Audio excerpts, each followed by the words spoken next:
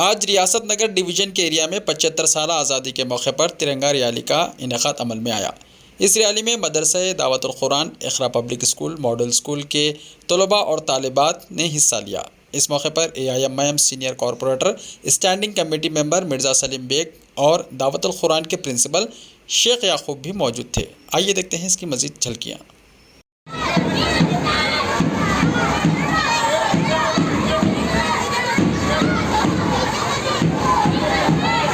کی جانب سے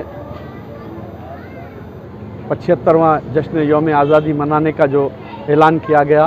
اور اسی سلسلے کی ایک کڑی مدرسہ دعوت القرآن، ماڈرن اسکول اور اقرا اسکول کے طلباء، اساتذہ کی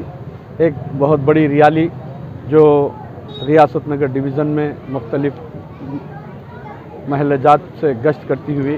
ریاست نگر مارکیٹ پر اختتام کو پہنچی۔ ہم اس ملک کی آزادی کے لیے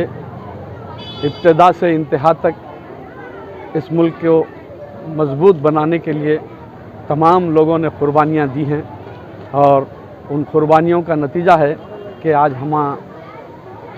پوری دنیا میں اپنے ملک کا ایک منفرد مقام رکھتے ہیں، اور ہم یہ چاہتے ہیں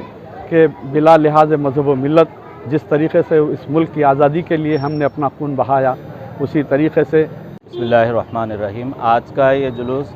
اپنے کونسلر سلیم بیگ صاحب کے زیر نگرانی چلنے والا یہ جلوس ہے، جو اس ملک کے آزادی کے 75 سال کے مکمل ہونے کے خوشی کے اظہار میں آج ہم اور آپ اس علاقے کا جلوس نکالے ہیں۔ اور یہ اصل میں مقصد یہ ہے کہ ہمارے بڑے، ہمارے علماء کی قربانیوں کے نتیجے میں آج ہم کو جگہ جگہ اس ترنگے کو لہرا کر خوشی کا اظہار کرنے کا موقع ملا ہے۔ جس وقت ظالم دشمن انگریز نے ناپاک ارادے سے ایسٹ انڈیا کمپنی قائم کرنے کے بہانے اس ملک میں گھس کر یہاں قبضہ کیا، ظلم و ستم اور ناانصافی کا بازار گرم کیا، ایسے موقع پر سب سے پہلے عالم دین جس شخصیت نے اس ملک کے لڑائی کے لیے، جہاد کے لیے فتویٰ دینے والی شخصیت شاہ عبدالعزیز محدث دہلوی رحمۃ اللہ علیہ ہے، جنہوں نے انگریزوں کے خلاف جہاد کرنے کا فتویٰ جاری کیا تھا۔ اس فتوے کے اثر سے ریشم روال کی تحریک چلائی گئی، اور اس فتوے کے اثر سے ہندوستان چھوڑو کی تحریک چلائی گئی، اور اس فتوے کے اثر سے شاملی والی جہاد ہوا، جس کے نتیجے میں سینکڑوں علماء اکرام اور برادران وطن نے جان کی قربانی دی اور پھانسی کے پھندے کو چوما، اور اس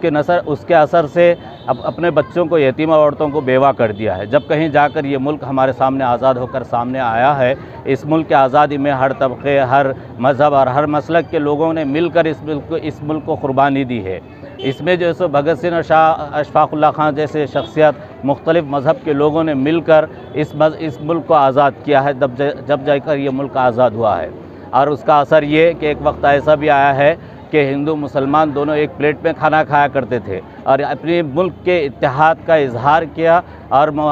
دشمن انگریز جب یہ دیکھا کہ اس ملک کے اندر ہندو مسلمان اکتائیت اور اتحاد کے ساتھ رہنے لگے، تو وہ محسوس کرنے لگے کہ اب ہم اس ملک میں حکومت نہیں کر سکتے، تو 7 سمندر پار بھاگنے پر یہ مجبور ہو گئے ہیں۔ میرے بھائیوں، آج ہمارے لیے ایک نصیحت اور ایک سبق یہ ہے کہ آج بھی ہم اپنے اندر وہ اتحاد و اتفاق جو اس وقت کے اکابر علماء نے، بزرگوں نے قائم کی ہے، ایک جہتی کا ثبوت دے کر جس طرح اتحاد و اتفاق اور محبت کے ساتھ مل کر زندگی گزاری ہے، یہ اس ملک کی خوبصورتی اور طاقت ہے سب سے بڑی۔ اس چیز کو باقی رکھنے کی ضرورت ہے، تب جا کر ہم اس ملک کو عافیت کے ساتھ بچا سکتے ہیں اور اس کی حفاظت کر سکتے ہیں۔ میں آخر میں اس شعر کو پھر دہرانا چاہتا ہوں کہ مذہب نہیں سکھاتا آپس میں بیر رکھنا، مذہب نہیں سکھاتا آپس میں بیر رکھنا، ہندی ہم وطن ہے ہندوستان ہمارا۔ اسی طرز پر ہم اپنی زندگی کو جب گزاریں گے تو یہ ملک بالکل عافیت اور سلامتی کے ساتھ باقی رہ سکتا ہے، اور ہم سب کی ضرورت ہے کہ اس وقت وہ محبت، وہ ایثار اور وہ تعلق کو باقی رکھے جو اس ملک کی سب سے بڑی خوبصورتی اور طاقت ہے۔